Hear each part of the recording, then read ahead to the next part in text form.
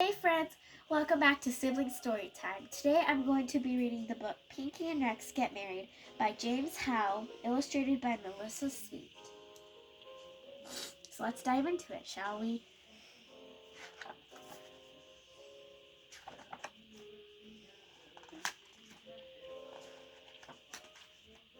Okay, so there's 5 chapters. Chapter 1. Where's Rex? Where are you going? Pinky's mother asked. Outside, called Pinky. I'm going to play with Rex. It was a beautiful day, a perfect day for playing outside. What would they do? He wondered as he waited across the street. Maybe they would ride their bikes. Maybe they would climb the new jungle gym in Rex's backyard. Or maybe they would tell each other knock-knock jokes and laugh, even at the ones they had heard before. Whatever they did, Pinky knew it would be fun because they would be doing it together. When he got to Rex's house, he was surprised to find that the front door was closed. The back door was closed too, and all the windows were shut tight. No one is home, he said sadly. He sat down on the steps and rested his head in his hands. Where's Rex? He heard someone say. Looking up, Pinky saw his little sister Amanda standing at the curb on the other side of the street. I don't know, he said. I want to play with her, but she isn't here. Play with me, then, said Amanda. Pinky didn't want to play with his sister, but he also didn't know when Rex would come home, and it was too nice a day to waste. All right, he said. What do you want to do?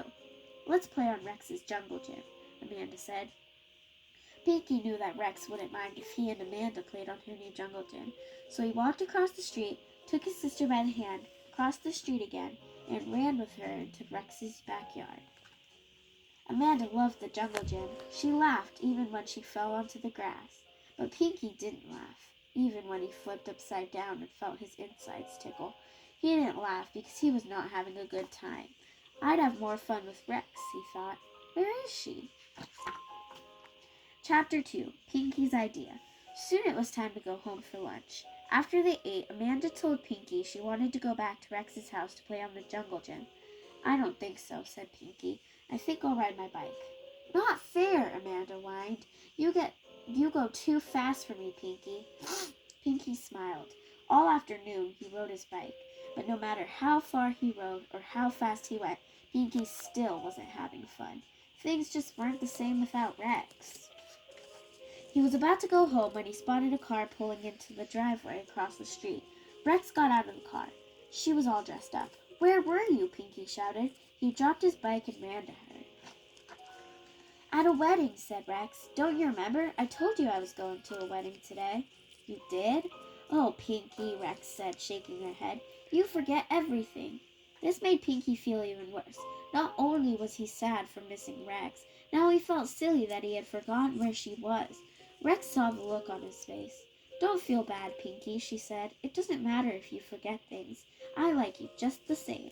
Then she held out some flowers. Look what I got. The bride threw these, and I caught them. Do you know what that means? Pinky shrugged his shoulders. I'll get married soon, Rex said, laughing. Isn't that funny, Pinky? Yes, he said, but he didn't laugh. Can we play now? He asked. Okay, said Rex. What do you want to do? We can play on my jungle gym. Pinky shook his head. I could get my bike. Pinky shook his head some more. He had been riding for a long time and he was tired. What will we do then? Rex asked. I have an idea, said Pinky. What? Let's get married. Chapter 3. Getting Ready. It was not easy for Pinky to keep his idea a secret from Amanda. Where are you taking those? She wanted to know when she saw Pinky carrying all his stuffed animals across the street to Rex's house. Nowhere, said Pinky. Why are you wearing that? She asked when she saw Pinky putting on his best pink tie.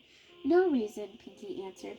Why can't I play? She waited when Pinky crossed the street and left her standing at the curb. Because, he told her. Pinky and Rex decided to get married in the garden behind Rex's house. Rex explained that the friends of the man sat on one side and the friends of the woman sat on the other side. So Pinky lined up all his animals along one side of the path that led to the garden, and Rex placed all her dinosaurs on the other. Who will marry us? Rex asked. Pinky looked at all his animals. Pretzel, he said, picking out his favorite. Rex wasn't sure she wanted to be married by a pig, but then she thought of how much Pinky loved him, and that made it all right. We have to have rings, she said then. I don't have any money, said Pinky. Besides, all the ring stores will be closed. We can make them, Rex suggested. She bent down and pulled out some long, thick blades of grass. Twist them around each other, and they'll be our rings. What about music? Asked Pinky. Rex ran inside the house and came out with her tape player. I picked out my favorite song, she said. We could play it while I march down the aisle. Uh-oh. What's wrong? I have to wear a veil. No, you don't, said Pinky. You look nice in your party dress. But I have to have a veil, Rex insisted. She ran into the house again and came out with a sheet. Mother says that there are no curtains I can play with, but she gave me this sheet. It will just have to do. Pinky helped Rex put the sheet over her head. She couldn't see through it, so he agreed to help her walk down the aisle. He started the music and put the flowers in Rex's hand. Is everything pretty? Rex asked. Yes, said Pinky, and all the guests are smiling. Chapter 4, The Wedding. Pinky and Rex walked down the path to the rose bushes. Pinky made sure Rex didn't trip on the sheet. When they got to where Pretzel was propped up against a large rock, they stopped. What do we do now? Pinky asked. We say things, said Rex. Say things? Like what? Like why we're getting married and stuff.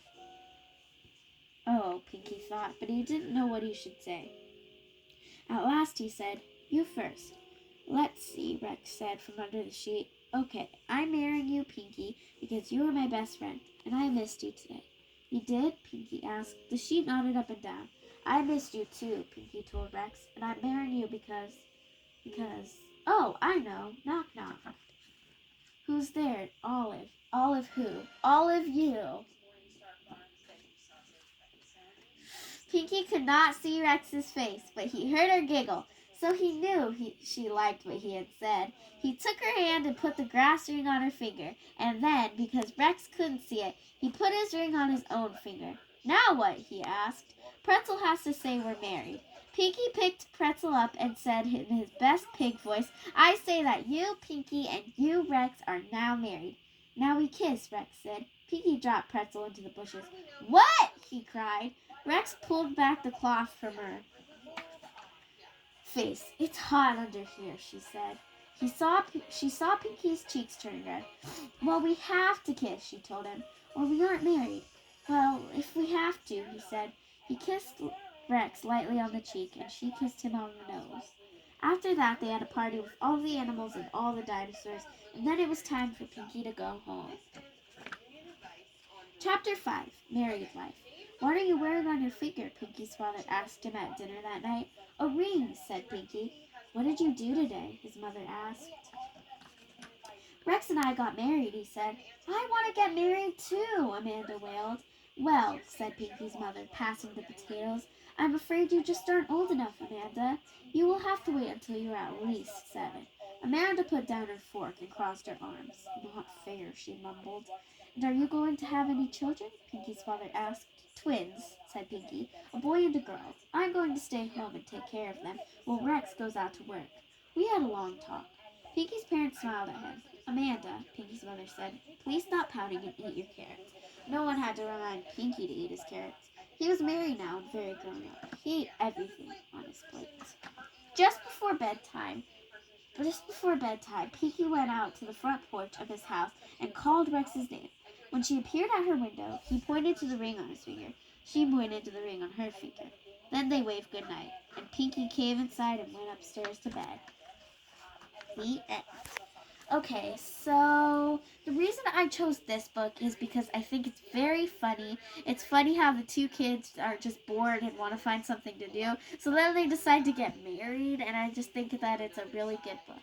Anyways, thank you for watching. As always, keep reading. Stay safe. This has been the Storytime Siblings. Thank you for watching. Bye!